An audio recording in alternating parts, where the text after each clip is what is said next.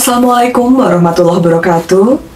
Selamat pagi, perkenalkan, nama saya Diana Prihastuti SHMH, dosen pengampu mata kuliah Hukum Adat. Saya berasal dari Fakultas Hukum Universitas Islam Nusantara Bandung. Pada kesempatan kali ini saya akan menyampaikan tentang pernyataan diri dosen dalam unjuk kerja Tridharma Perguruan Tinggi atau disingkat PDD UKT-PT. Dalam bidang pengajaran, saya mengampu mata kuliah yang salah satunya adalah mata kuliah Hukum Adat, Hukum Administrasi Negara, dan Ilmu Negara. Pada kesempatan kali ini, saya akan mendeskripsikan salah satu mata kuliah yang saya ampu, yaitu mata kuliah Hukum Adat yang berbobot 2 SKS yang diajarkan pada semester 4 pada program studi Sarjana Hukum. Pada kesempatan kali ini, saya akan menjelaskan tentang teknik pengajaran yang saya gunakan, yaitu metode, delivery, interaction, dan juga assessment. Namun sebelum menjelaskan lebih lanjut tentang pengajaran, saya akan menjelaskan terlebih dahulu deskripsi singkat tentang capaian yang diharapkan dan model pembelajaran dari perkuliahan Hukum Adat. Penentuan capaian pembelajaran atau CPL yang dibebankan kepada mata kuliah Hukum Adat. Pertama adalah menghargai keanekaragaman budaya, pandangan agama dan kepercayaan, serta pendapat atau temuan original orang lain. Kemudian selanjutnya, menginternalisasi nilai, norma, dan juga etika akademik, menguasai asas, teori, dan juga konsep hukum publik dan privat, mampu menerapkan pemikiran logis, kritis, sistematis, dan juga inovatif, dalam konteks pengembangan atau implementasi ilmu pengetahuan dan teknologi yang memperhatikan dan menerapkan nilai humaniora yang sesuai dengan keahliannya, kemudian mampu menerapkan ilmu hukum melalui pemantauan dan analisis terhadap masalah hukum publik dan juga hukum privat yang terjadi dan berkembang dalam kehidupan masyarakat, serta secara bermutu dan bertanggung jawab dengan atau memanfaatkan teknologi informasi dan teknologi terkait lainnya ataupun tidak menggunakan. Kemudian mampu memberikan penyuluhan hukum kepada masyarakat, mampu melakukan penelitian di bidang hukum secara monodisipliner untuk menjawab permasalahan di masyarakat. Kemudian deskripsi mata kuliah dan juga materi. Mata kuliah ini mempelajari tentang istilah dan pengertian hukum adat menurut sarjana barat dan juga sarjana Indonesia, proses terbentuknya hukum adat, sumber pengenal hukum adat, dan corak hukum adat, ciri-ciri hukum adat, dan juga dasar keberlakuan hukum adat, sejarah hukum adat, struktur tradisional hukum adat, dan sistem kekerabatan, sistem hukum adat, dan masyarakat hukum adat, hukum kekeluargaan, pertalian darah, perkawinan adat, bentuk dan sistem perkawinan adat, hukum harta kekayaan, juga hukum benda tetap atau tanah, hukum waris adat, sistem kewarisan, harta waris, pewaris, dan waris, hukum atau delik adat, dan juga peradilan adat, serta keberadaan serta pengakuan hukum adat dalam Undang-Undang Dasar 1945. Dengan bidang kemampuan kognitif, psikomotorik, afektif. Metode pengajaran, ada beberapa strategi yang saya sampaikan, baik itu beberapa buku, referensi buku tentang hukum adat, kemudian mahasiswa menggunakan PPT dan bahan lain untuk menganalisa dan juga mencari solusi atas permasalahan tersebut. Kegiatan dilakukan berkelompok yang nantinya hasilnya akan dipraktekkan di kelas untuk memenuhi tanggung jawab sebagai mahasiswa hukum. Hal ini berguna untuk menambah wawasan dan juga daya kreativitas untuk menyelesaikan suatu solusi. Teknik selanjutnya adalah interaksi dan juga sarana litera selanjutnya. Kemudian ada juga Zoom meeting, untuk berinteraksi tatap maya melalui aplikasi ini. Saya juga memaparkan materi, juga berinteraksi dengan mahasiswa. Selanjutnya adalah WhatsApp Group sebagai variasi di dalam pengajaran. Terakhir adalah metode asesmen, bagaimana saya menilai mahasiswa pada setiap pertemuan mata kuliah hukum adat. Nah, sebelumnya juga pada awalnya saya selalu menyampaikan tentang kontrak perkuliahan yang menjelaskan tentang sistem penilaian. Penilaian saya, bobot penilaiannya yang saya berikan pada mahasiswa, yaitu adalah menggunakan metode afektif terkait sikap, kehadiran, dan sebagainya. Dengan bobot kehadiran 30%, tugas 20%, UTS 25%, dan juga UAS 25%. Demikian pemaparan saya terkait dengan pembelajaran mata kuliah hukum adat. Selanjutnya adalah salah satu contoh rekaman pada saat saya melakukan proses aktivitas perkuliahan secara tatap muka atau offline. Assalamualaikum warahmatullahi wabarakatuh. Pertama-tama kita panjatkan puji dan syukur atas kehadirat Allah Subhanahu wa Ta'ala, karena atas berkat rahmat dan karunia-Nya kita bisa berkumpul dalam perkuliahan secara online. Tidak lupa kita panjatkan sholawat beserta salam kepada junjungan kita Nabi Muhammad SAW. Semoga syafaatnya sampai kepada kita semua. Amin. Oke, baik. Sebelum perkuliahan kita mulai dengan doa bersama terlebih dahulu, dipimpin oleh KM Hamas.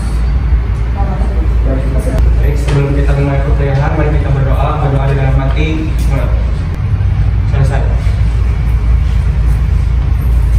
Baik, terima kasih. Kita lanjutkan. Untuk sebelumnya adalah penilaian di dalam mata kuliah hukum adat. Pertama, nilai akhir adalah berdasarkan kehadiran dikalikan 30%, ditambah tugas 20%, ditambah UTS 25%, plus UAS 25%. Jadi minimal kehadiran itu 10%. Jadi diusahakan semuanya untuk hadir minimal 10%. Tapi dimaksimalkan ya supaya 30% untuk memenuhi nilai komponennya. Tidak lupa tugas, jangan lupa selalu antisipasi sebelum deadline-nya. Ya. Kemudian ada UTS, UAS itu yang besar juga nilainya. Selanjutnya, nanti ada nilai A, B, C, D, E. Nah, nanti di sistem itu ketika memenuhi komponennya, penilaiannya A itu 80, kemudian B 70 sampai 79, kemudian yang C itu 60, 69, D 45 sampai 59, dan E 44. Jadi diusahakan memenuhi nilai A atau B ya, seperti itu. Apa itu hukum? Ada yang tahu?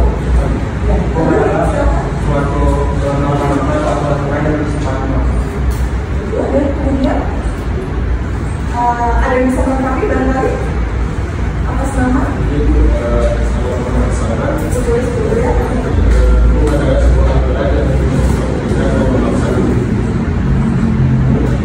kemudian sama ya dengan ada sanksinya tidak oke, baik ya, ya.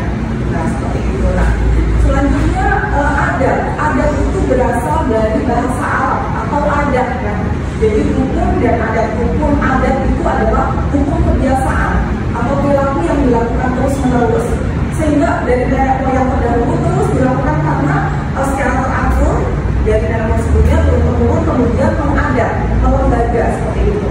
Kemudian di dalam hukum adat itu sendiri awalnya itu sebelum ada saat Hindu Buddha ada di Indonesia seperti itu, awal masuk hukum adat. Nah, kemudian hukum adat itu di daerah itu tersendiri kan beda-beda ya, antara kepulauan, wilayah, daerah, dan memiliki ciri khas masing-masing, sehingga pentingnya untuk mempelajari hukum adat.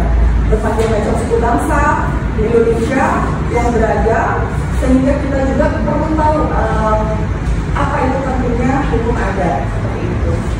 Kemudian terbentuknya adat ini pertama adalah cara atau mistake, yaitu suatu bentuk perbuatan yang dilakukan orang di dalam mengadakan perhubungan pamrihnya. Perhubungan pamrihnya adalah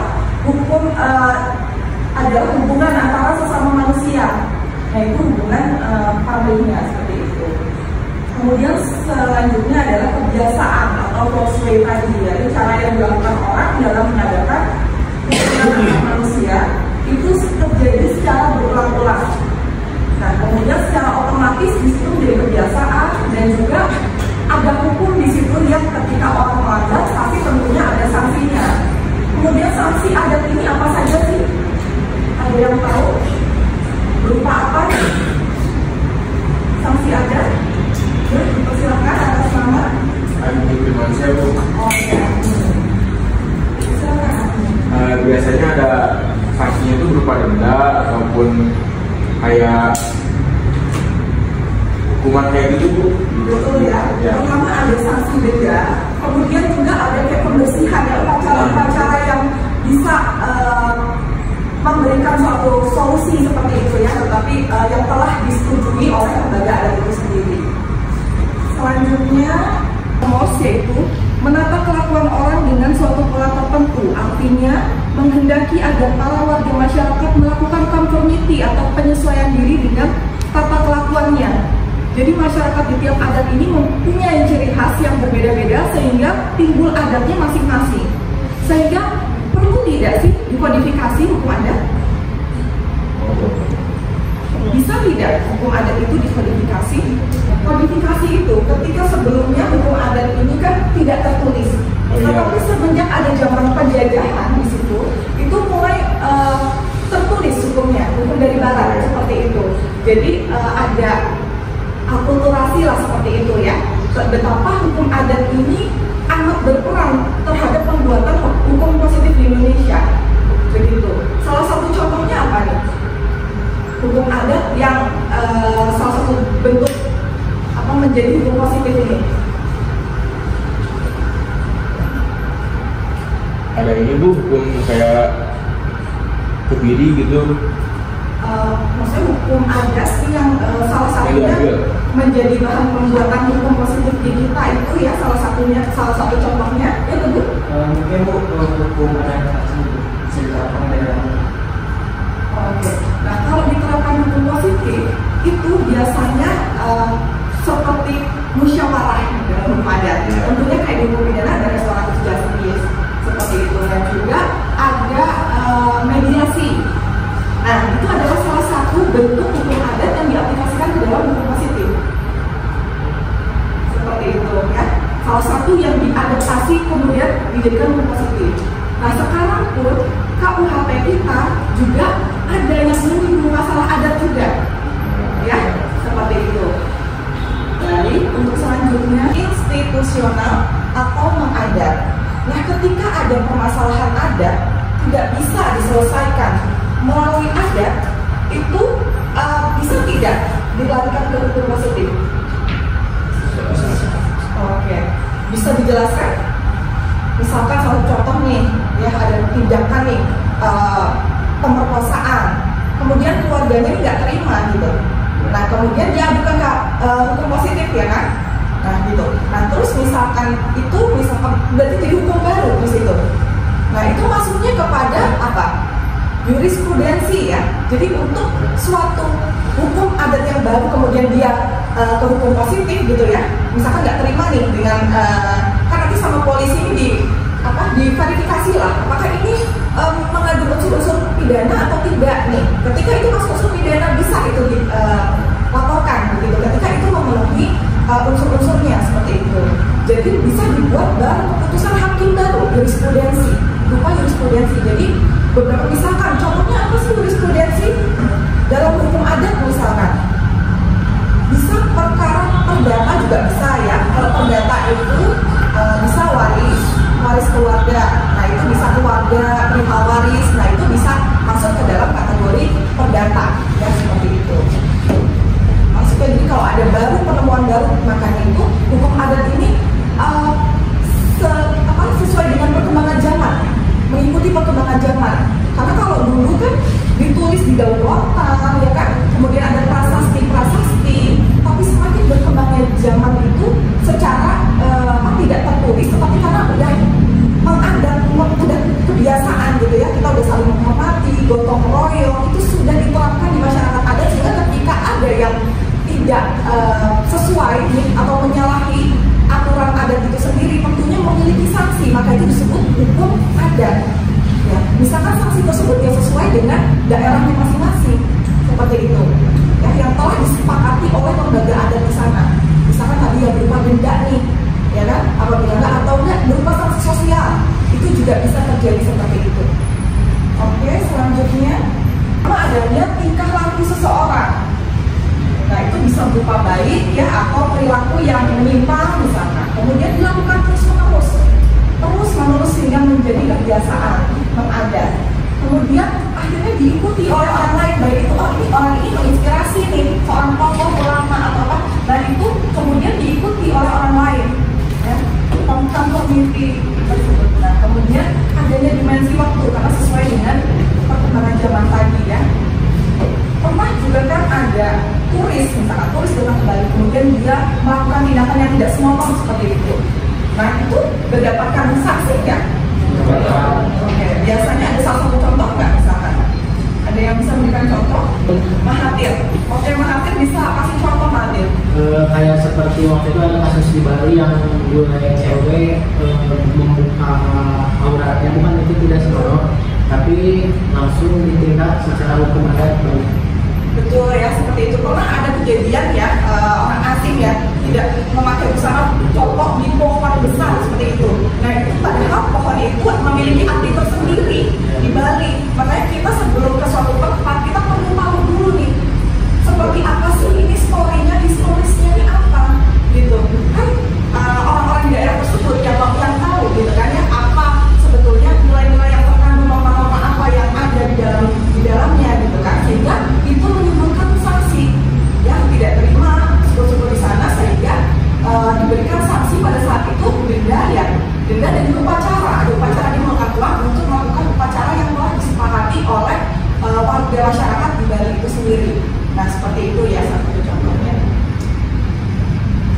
Karena dari bahasa Arab yaitu adat. Kemudian mencerminkan jiwa suatu bangsa betapa kayanya negara kita karena memiliki beberapa kepulauan. Indonesia, berarti artinya apa Indonesia? Ada yang tahu? Indonesia? Nah, kita tinggal di Indonesia, kita harus tahu Indus ya. Kita Indonesia itu kepulauan, berbagai macam kepulauan. Sehingga Indonesia ini kaya sekali ya. Sehingga pada saat dulu itu, kenapa Indonesia di wilayah Aceh yang sering diceritakan ya, Aceh itu sulit sekali ditaklukkan. Oh, ternyata setelah diselidiki adalah agamanya yang begitu kuat, masyarakat adatnya yang begitu kuat, sampai akhirnya Stok Burgonya ini dulu atas perintah di pemerintahan kolonial Belanda untuk datang ke Indonesia, diperintah datang kenapa? Untuk mencari tahu gitu. Awalnya si Stok Burgonya ini kan keluarga negaraan Belanda, kemudian menyelesaikan studinya di Leiden gitu kan, dan memperoleh gelar di sana, kemudian dia buat suatu disertasi yang berhubungan dengan Mekah, sampai dia rela pergi ke Mekah untuk tahu seperti apa sih Islam, sampai dia bisa dekat dengan gubernur Ottoman, bahkan sempat menikah di sana gitu. Kemudian ketika dia sudah menguasai ilmu Islam itu, ditugaskan oleh pemerintahan Belanda, kemudian dia datang ke Indonesia. Pertama dia datang ke Bintan Jog atau Bogor waktu itu. Nah, di sana dia dapat guru besar di sana. Nah, kemudian dia sempat menikah juga dengan perempuan di Ciamis gitu. Nah, kemudian dia ini karena pintar berbahasa Melayu, karena kenal dengan ulama-ulamanya, tokoh-tokohnya. Nah, kemudian dia datang ke sana, kemudian mulailah dia ini melakukan suatu penelitian, disuruh ke Aceh waktu itu. Nah, dia itu namanya karena dia jago bahasa Islamnya gitu ya, jadi dia mempunyai sebutan Haji Abdul Ghaffar waktu itu, Stok Burgonya. Langsung dia melakukan penelitian di sana, kenapa ini sulit sekali untuk dijajah oleh Belanda. Ternyata memang agamanya yang sangat kuat, kerabatannya sangat dekat, gotong royong, sehingga mereka ini sulit ketika ada orang lain masuk ke daerah mereka itu, mereka juga melakukan apa? Jadi mereka ini udah kayak mempelajari gitu ya, ini tuh mau masuk gitu kan, jadi sudah punya kekerabatan yang kuat, ikatan yang kuat, sehingga sulit untuk orang lain itu masuk gitu. Nah, dengan maksudnya dia ini melalui agama, nah mulailah masyarakat di sana ini menerima gitu loh, menerima dia ini ternyata dia adalah seorang misionaris yang ditugaskan oleh Belanda untuk mencari tahu gitu ya. Bagaimana penting hukum adat ini diterapkan, apalagi kita sendiri sebagai bangsa Indonesia, terkadang kita nggak tahu suku bangsa kita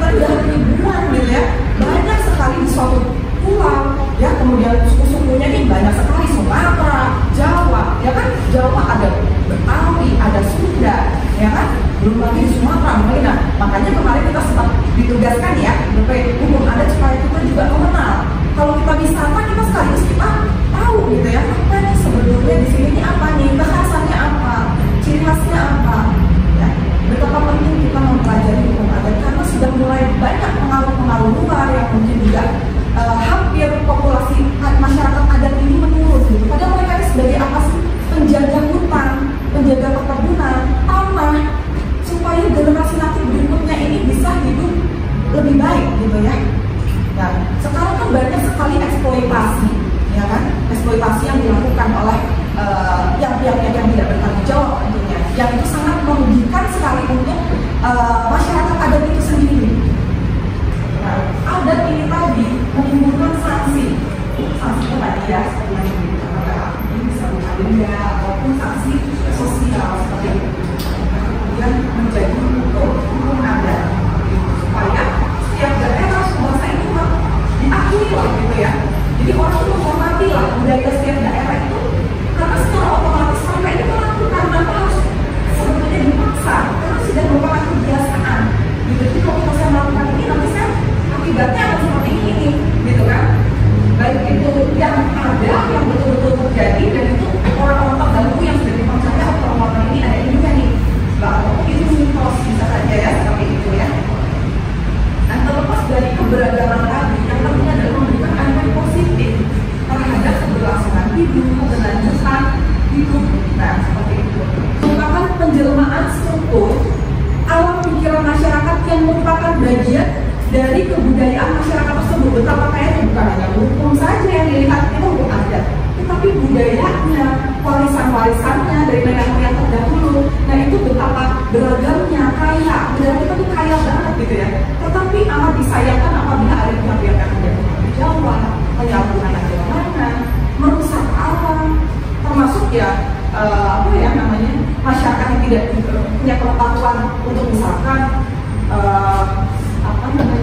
menggali ya pertambangan, misalkan pertambangannya liar, misalkan dia tidak tahu seperti apa caranya untuk mengambil kekayaan ini dengan baik seperti itu. Nah perlu adanya edukasi seperti itu. Jadi jangan sampai nanti yang mengerjakan malah warga asing, karena warga kita tidak diberikan edukasi yang cukup gitu. Dan juga pentingnya pendidikan seperti itu. Selanjutnya hukum adat senantiasa tumbuh dari suatu kebutuhan yang nyata, cara hidup dan pandang hidup yang keseluruhannya merupakan kebudayaan tempat hukum itu berlaku. Nah ini dari suatu alam, karakteristik, kekhasan, kemudian tumbuhlah suatu kebudayaan tempat hukum itu berlaku. Selanjutnya hukum adat adalah aspek kebudayaan juga. Nah masuk juga ya budaya. Nah, hukum itu mengikuti jiwa semangat rakyat atau kongres dari masyarakat tempat hukum itu berlaku. Nah, mengikuti jiwa semangat rakyat, makanya ketika masyarakat hukum adat ini diganggu, tentunya mereka juga nggak menerima. Walaupun mereka tidak, tapi mereka nggak memiliki kemampuan karena mereka itu bukan pemegang kekuasaan. Jadi mereka itu lemah dalam hal itu, gitu. Dan makanya pentingnya kita juga peka akan kepentingan masyarakat adat itu sendiri. Makanya ketika nanti jadi pemimpin atau ada wakil rakyat nanti yang kelak akan memimpin untuk lebih concern terhadap masyarakat hukum adat, perlindungan dari masyarakat hukum adat. Karena selama ini mereka kan kurang dilindungi, sehingga kadang dikuasain, dieksploitasi tanah-tanah mereka datang, oh ternyata ini udah milik HGU misalkan, udah punya PT. Misalkan di situ, misalkan perkebunan atau udah berbuat perkebunan sawit, gitu. Mereka sementara mereka nggak mengerti, hanya mereka kena sanksi atau apa ya, yang mereka nggak ketahui gitu. Padahal kan harusnya mungkin diverifikasi terlebih dahulu, kan pasti ada proses itu ya, diverifikasi, ada sosialisasi dari masyarakat. Nah karena kurangnya juga edukasi dan juga ada yang juga tanpa sepersetujuan.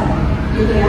Nah pentingnya maka itu pemerintah juga memverifikasi mana yang bagian hutan negara, mana yang merupakan hutan adat seperti itu. Jadi penting sekali untuk dibuat suatu aturan. Sudah ada di sebelumnya aturannya yang sudah ada di 35 tahun 2013. Nah itu MK mengeluarkan suatu aturan mana itu hutan negara, mana itu hutan adat. Itu sudah dipisahkan, tapi pelaksanaan implementasinya mungkin butuh lebih peduli, butuh pengawasan terhadap pentingnya mengetahui oh ini bagian tanah masyarakat adat, jangan dikuasai gitu. Karena mereka apa sih? Mereka yang mereka minta apa? Kamu bikin suatu kesepakatan, kasihlah mereka ini suatu pengganti yang tadi nggak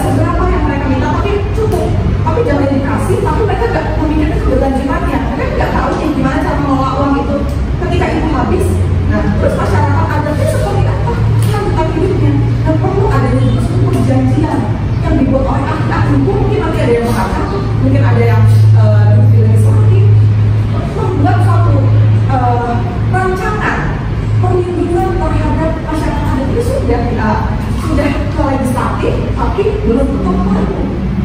Nah, ini juga harus dipercepat. Tapi ketika sudah ada aturannya, ya tentunya harus pentingnya dilaksanakan. Karena percuma kalau hanya untuk kepentingan orang tertentu saja, mungkin aja. Tetapi dari implementasinya buat apa? Sementara alam kita yang dieksploitasi, rusak. Nah, pembangunan itu perlu menuju apa sih? Perkotaan itu, sosial modernisasi itu perlu. Tapi harus tetap mempertahankan alam, kelestarian alam masyarakatnya. Tentunya penting sekali, dan juga akhirnya nanti akan pertumbuhan ekonomi akan hidup. Kalian setuju nggak dengan adanya IKN? Tapi kan ini sudah ada ya, mau tidak mau sudah ada ya. Nah, konsep apa yang seharusnya sebagai akademisi bisa ikut diterapkan di dalam IKN? Ada yang bisa menjawab? Boleh Bu. Menurut aku sih kan IKN itu kayak dibentuk sama negara itu jadi ibu kota baru di Indonesia. Nah, IKN itu dibentuk secara demikian rupa agar menjadi sebuah kota yang lebih maju daripada kota-kota lainnya, ataupun bisa disebut dengan kota metropolitan yang dimana penerapan keseluruhnya itu penerapan antara konsep alam dan konsep digitalisasi itu berkesinambungan di dalam IKN. Tapi menurut aku sebagai akademisi dan tentunya masih menyangkut ke dalam hukum adat juga tentunya, di sana tuh bagaimana dijadikannya IKN itu suatu kota yang tidak tergerus juga dengan budaya. Maksudnya tuh di budaya di sini tuh jangan sampai IKN tuh terlalu mengedepankan teknologi yang sudah mendunia, dan mungkin di sana akan ada budaya-budaya yang tergerus. Nah, untuk pemerintahan tersebut mungkin bisa diterapkan. Contohnya misalkan tetap ada pengelolaan budaya, bahwasannya anak-anak di IKN yang nanti tumbuh dan lahir di IKN tidak langsung melihat IKN ataupun dunia dengan kecanggihannya, tapi di sana ada pemumpukan tentang budaya bahwa Indonesia tuh kayak akan budaya yang kayak akan segala macam adat istiadatnya di situ bisa ditumbuhkan di dalam IKN tersebut. Jangan sampai nanti anak yang lahir di situ hanya tahu tentang teknologinya saja, tentang apa yang diterapkan di IKN tersebut, kecanggihan-kecanggihan dari IKN yang sudah dikumpulkan di daerah tersebut. Oke, baik, terima kasih jawabannya. Ini bagus ya jawabannya ya. Oke, baik. Karena jam sudah menunjukkan akhir perkuliahan,